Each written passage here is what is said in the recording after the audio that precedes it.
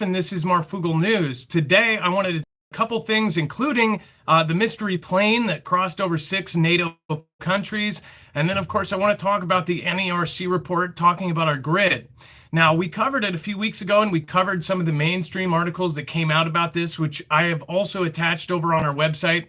Of course, mainstream grabbed onto a few things and highlighted a few things. But again, it took me a long time to actually go in and dive into the PDF. That NERC report has open information right in front of us telling us that our grid is not only under strain, but they know facts that know that our power grid is going to have issues this summer. Now, we talked about how they said, oh, yes, it will probably have issues.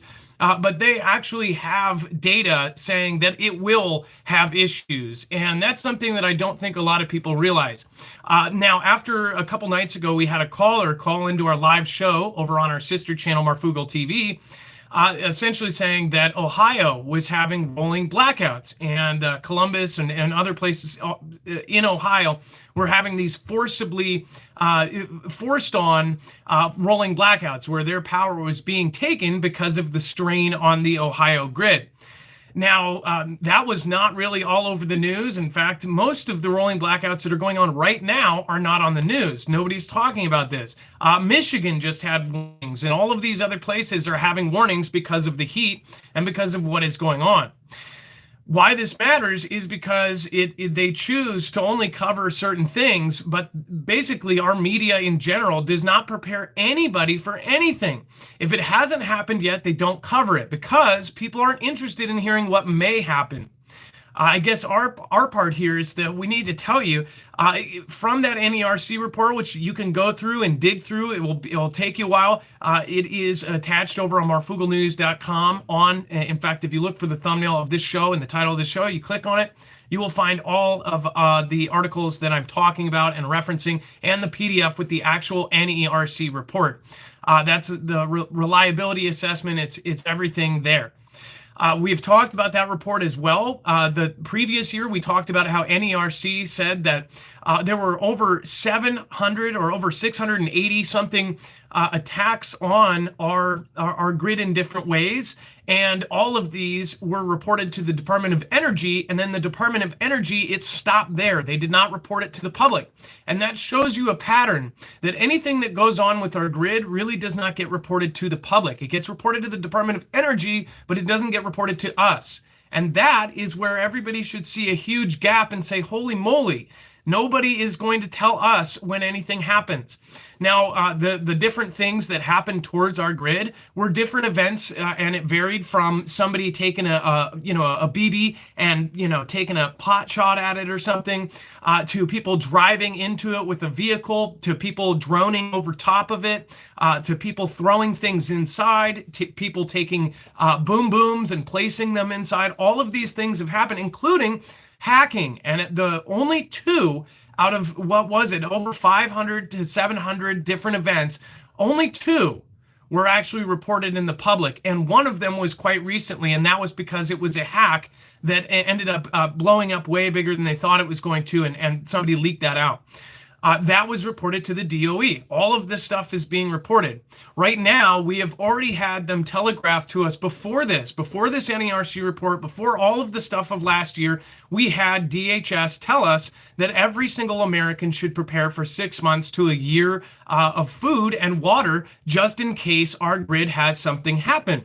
And the groups that are putting out those warnings, that EMP resilience report, those are groups that are actually looking at all of this data and putting out the appropriate warning. To tell every single American they should have 6 months to a year of food and water, that's a good thing. But how many people do you think actually went out and bought 6 months worth of food? How many people do you think could actually do it right now, especially with inflation and the prices of everything? From poultry to everything that has been going on right now, to gas prices, to everything else, which again, the gas prices undercut and underline all of this stuff going up. So people aren't going to be able to get enough food, people aren't going to get enough water, and people are going to be unprepared. So I guess my point to you is if you are prepared, be prepared for no one else to be. And that's a really big point that a lot of preppers talk about, is how is it going to happen if this horrible thing happens, if anything really bad happens, which going by the odds of Murphy's Law, something may happen, right? If it does, you have to realize that a lot of people are not going to be prepared. People are going to be desperate, and everybody is going to be running around with their, basically with like a chicken with their wing off, right? So make sure to have a plan, to have a backup plan, to realize the signs of things. Now, it doesn't have to be an EMP, and that's exactly the point of today. They have actual data in that NERC report that shows that we are going to have issues with our power supply. So there's a lot of things that could be prevented from that, especially folks that are on, say, oxygen machines or have to have power to live. There's a lot of people that are in those zones that have already had a very specific warning towards their area in that NERC report that aren't actually preparing for their power to go off. Now, it doesn't have to be the end of the world. It could be a 5-day rolling blackout, and they could be totally screwed. What if they're on welfare? What if they don't have money to go to a hotel? You know, people think that, you know, everybody can afford that. Nobody can afford that. So it's like, if you get your entire, you know, neighborhood, city knocked out, and what if you don't have family you can go over to?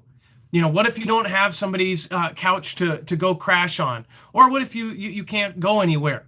So that's the point of this. And people have died during these rolling blackouts in almost all the previous ones in California. But most of the media is talking about how this is going to happen in California. This NERC says that it's going to happen pretty much everywhere, or at least it very well could. So that's the thing. Everybody needs to pay attention to this. They don't care about us. They don't care about civilians. They only care about the viewers and about how many ratings they can get. And they only want to cover the horrible stuff that you want to keep your eyes locked onto. Nobody is going to cover the beforehand. We told you to grab fans and to get ready for this summer because it's going to be a crazy one.